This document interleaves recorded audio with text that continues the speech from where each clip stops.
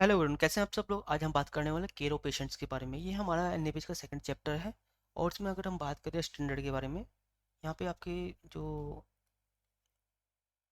Standard होंगे वो 20 cover होंगे। और उसके बाद बात करता हूँ मैं ऑब्जेक्टिव एलिमेंट के। टोटल यहाँ पे हम 136 ऑब्जेक्टिव एलिमेंट कवर करने वाले हैं, लेकिन अभी हम आपको सिर्फ इंट्रोडक्शन देने वाले हैं कि इस चैप्टर्स में आपको रिक्वायरमेंट क्या क्या है। अगर हम बात अब उसके बाद में हमारा पहला है COP1, uniform care to patients provide in all settings of the organisations and the guide by the written guideline. तो आपके पास वो यूनिफॉर्म केयर की क्या होनी चाहिए, SOP होनी चाहिए और इसी को आपको अपने डिपार्टमेंट में फॉलो कराना है। ठीक है। सेकंड है आपका emergency services are provide in according with the written guidelines applicable law and regulations. यहाँ पे आपके पास में इमरजेंसी का मैनुअल होना चाहिए और इसकी प्रॉपर इम्प्लीमेशंस होना जरूरी है और एक्स्ट्रा आपको उसकी ट्रेनिंग भी देनी है आपको। ठीक है। थर्ड होता है आपका ambulance services ensure safe patient transportation with appropriate care. यहाँ पे आपको एम्बुलेंस सर्विसेज का जो एम्बुलेंस होती है उसका मैनुअल आपके पास में होना चाहिए। उस मैनुअल में सभी चीज़ें आपकी लिखी होनी चाहिए कि भाई अगर आपकी एम्बुलेंस में किस तरह के पेशेंट्स आते हैं, यानी आपकी जो एम्बुलेंस है ACLS है या BLS है, मेडिसिन चेकलिस्ट अवेलेबल है या नहीं, इक्विपमेंट चेकलिस्ट अवेलेबल है या नहीं, वो सब इसमें कवर हो जाते हैं। उसके बाद आता है COP4। इसमें the organisation plan implement the mechanism for the care of patients during communities emergencies epidemic and other disaster. ठीक है। तो यहाँ पे क्या होना है, आपके पास में मॉक ड्रिल फॉर्म होना चाहिए, मॉक ड्रिल चेकलिस्ट होनी चाहिए, मॉक ड्रिल मैनुअल होना चाहिए, डिजास्टर मैनुअल होना चाहिए और उसका इम्प्लीमेशन भी होना चाहिए, उसकी ट्रेनिंग भी होनी चाहिए। वो सब कुछ इसमें रिक्वायरमेंट रहेगा। नंबर 5 पे आया cardiopulmonary resuscitation service are provide uniformly across the organisations. यहाँ पे आपके पास CPR की क्या होनी चाहिए, CPR की यहाँ पे आपके पास पॉलिसी होनी चाहिए, CPR फॉर्म होना चाहिए। उसके बाद यहाँ पे कोड ब्लू की प्रॉपर ट्रेनिंग होनी चाहिए, मुक ड्रिल होनी चाहिए, सब चीज़ें इसमें कवर हो जाती हैं। उसके बाद नेक्स्ट आता है COP6 नर्सिंग केयर प्लान, यानी nursing care is provide to the patient in the organisation in concerns with the clinical protocol. ठीक है। जब आप नर्सिंग केयर प्लान प्रोवाइड कराते हैं वो प्रॉपर सिस्टमेटिक मैनर में होनी चाहिए। नेक्स्ट है सीप clinical procedure are perfect perform safely. जो भी क्लिनिकल प्रोसीजर होता है वो सेफ प्रोटोकॉल के साथ में होना चाहिए। नेक्स्ट आपका transfusion services are provide as per the scope of services of the organisation safely. तो यहाँ पे आपका ब्लड ट्रांसफ्यूजन आ जाता है। यहाँ पे इतना आपको पता हो, ये ब्लड ट्रांसफ्यूजन में आप क्या क्या करते हो। आप ब्लड ट्रांसफ्यूजन की आपके पास पॉलिसी होती है, ब्लड ट्रांसफ्यूजन का फॉर्म होता है जिसे हम रिक्वेशन फॉर्म बोलते हैं। उसके बाद में ब्लड ट्रांसफ्यूजन मॉनिटरिंग फॉर्म होता है। उसके बाद में आपका ब्लड ट्रांसफ्यूजन कंसेंट फॉर्म होता है। उसके बाद में आपका blood transfusion reaction incident form होता है। यदि बाई चांस किसी पेशेंट को ब्लड ट्रांसफ्यूजन इंसिडेंट हो जाता है तो आप उसको मॉनिटर कर सकते हो। उसके बाद 9 पे आ गया the organisation provide care in the intensive care high dependent unit in systemic manner. देखो अब यहाँ पे आपके दो डिपार्टमेंट कवर हो रहा है, ICU एंड HDO है। तो दूसरा क्या, सबसे पहले आपको देखना है कि अगर ICU में कोई पेशेंट आता है तो उसका एडमिशन और डिस्चार्ज क्राइटेरिया क्या है। तो आपके पास में ICU admission and discharge criteria SOP होनी चाहिए। फिर उसके बाद एक क्वालिटी एश्योरेंस प्रोग्राम भी होना चाहिए आईसीयू में, जिससे कि वहाँ की जो क्वालिटी इंप्रूवमेंट को बढ़ाया जा सके। Number 10 organisations provide safe obstetric care, यानी यदि आपके पास में गाइनो डिपार्टमेंट है तो वो पूरा इसके अंदर कवर हो जाता है। आपको यहाँ पे क्या करना है, स्कोप ऑफ सर्विसेज भी दिखाना है। उसके बाद में अवेयरनेस प्रोग्राम भी आपके पास होना चाहिए। ठीक है। उसके बाद नंबर 11 पे आता है organisations provide safe paediatric services. तो अगर ये आपके पास में NICU PICU है तो आपके पास में यहाँ पे डिपार्टमेंट मैनुअल होना चाहिए। ठीक है। क्योंकि मैनुअल में क्यों बोल रहा हूँ, यदि आपके पास में रिटन गाइडलाइन है ना तो आप सभी चीज़ों को इम्प्लीमेंट करा सकते हो। नेक्स्ट है COP12 procedure sedations provide consistently and safely. तो इसका मतलब क्या है, यदि कोई पेशेंट OT में जाता है तो वहाँ पे सेडेशन की रिक्वायरमेंट है या नहीं है। तो दूसरा वो सेकेंडली आपके पास सेडेशन SOP भी होनी चाहिए, उसके पास सेडेशन कंसेंट भी होना चाहिए और सेडेशन मॉनिटरिंग फॉर्म भी होना चाहिए। वो सब इसमें रिक्वायरमेंट रहते हैं।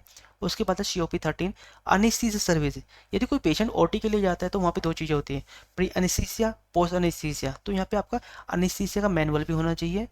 पहला तो आपका मैनुअल होना चाहिए और सेकंड यहाँ पे आपकी KPI भी आती है, जिसे बोलते हैं के परफॉर्मेंस इंडिकेटर या क्वालिटी इंडिकेटर। इसके बारे में भी आपको नॉलेज होनी चाहिए। नेक्स्ट आपका surgical services are provide in the consist and safe manner. तो देखो अगर किसी की सर्जरी हो रही है तो वहाँ पे उसकी आप एक IPSC गोल होता है ना, इसकी आपको नॉलेज होनी चाहिए। उसके बाद SSI की नॉलेज होनी चाहिए, ये मैंडेटरी है। उसके बाद नेक्स्ट आपका organ transplants programme in the carry out safely. तो अगर आपके यहाँ पे ऑर्गन ट्रांसप्लांट होता है तो यहाँ पे आपके पास उसकी SOP होनी चाहिए और प्रॉपर प्रोटोकॉल भी फॉलो होने चाहिए। उसके बाद number 7, the organisation identify manage patient who are at the high risk of morbidity and mortality. भाई ये चीज़ें जो आपका पैरामीटर ये ISO में फॉलो होता है। ISO में हम क्या करते हैं, जैसे हमारा सोवा स्कोर होता है और एक होता है हमारा अपाचे।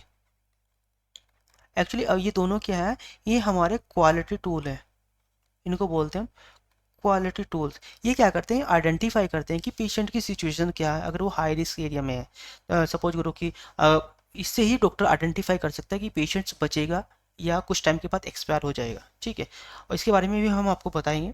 उसके बाद नेक्स्ट आता है आपका 17, pain management for patient is done in the consist manner. तो यहाँ पे पेन मैनेजमेंट की आपके पास में सबसे पहले क्या होनी चाहिए, आपके पास में भाई SOP होनी चाहिए और उसके बाद आपके पास फॉर्म होना चाहिए। ठीक है, आप पे स्टाफ की ट्रेनिंग होनी चाहिए इस पे।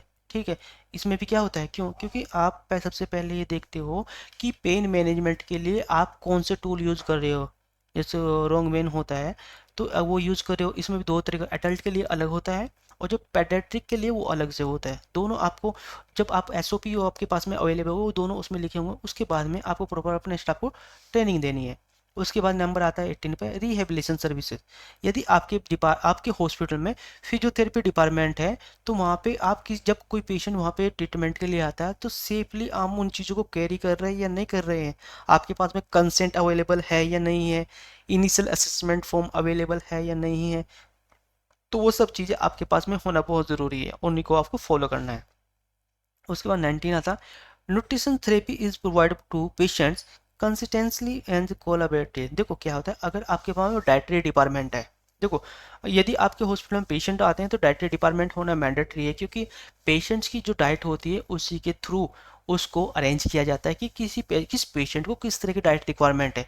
बाई चांस को पेशेंट आपका कार्डिक पेशेंट है या कोई पेशेंट आपका डायबिटिक पेशेंट है, तो दोनों का जो डाइट प्लान होगी वो अलग अलग होगी। वो सब कुछ इसके अंदर कवर हो जाता है कि पेशेंट को किस तरह की डाइट दी जाती है, जैसे कि आपकी सॉलिड डाइट दी जाती है या लिक्विड डाइट दी जाती है, या फिर उसको NPO रखना है। तो ये सब चीज़ें डॉक्टर और जो एक डाइटिशियंस होती है वो दोनों आपस में कोऑर्डिनेशन करके प्लान बनाते हैं कि किस पेशेंट को हमको क्या क्या देना। वो सब कुछ आपका इस स्टैंडर्ड के अंदर कवर हो जाता है। उसके बाद लास्ट आता है आपका number 10, end of life care. ठीक है, लैंड ऑफ लाइफ केयर की आपके पास में क्या मेन, सबसे पहले मेन क्या है, आपके पास में एक SOP होनी चाहिए।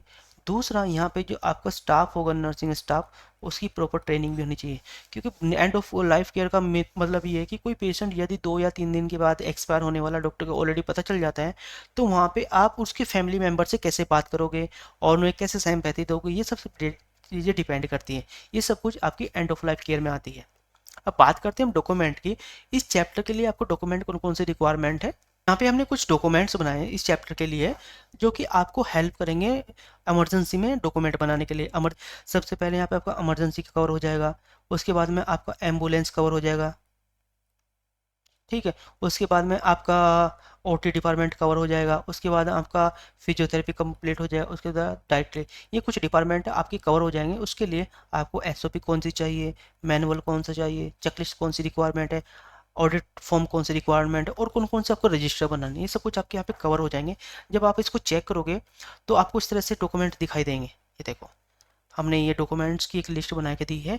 जब आप डिपार्टमेंट में काम करोगे तो इन डॉक्यूमेंट के ऊपर भी आप काम कर सकते हो। इससे आपको एक प्लेटफॉर्म मिल जाएगा कि आपको डॉक्यूमेंट की कौन कौन सी रिक्वायरमेंट है। यहाँ पे कुछ डॉक्यूमेंट ऐसे हैं जो हमने JCI वाले भी इसमें ऐड किए हुए हैं, जो कि आपको हेल्प रहेगी यदि आप JCI हॉस्पिटल में वर्किंग है तो कौन कौन से डॉक्यूमेंट आपके स्किप हो रखे हैं। तो आप इसको हमारे डिस्क्रिप्शन में जाके डाउनलोड कर लीजिए और इसको अच्छे से रीड करना है।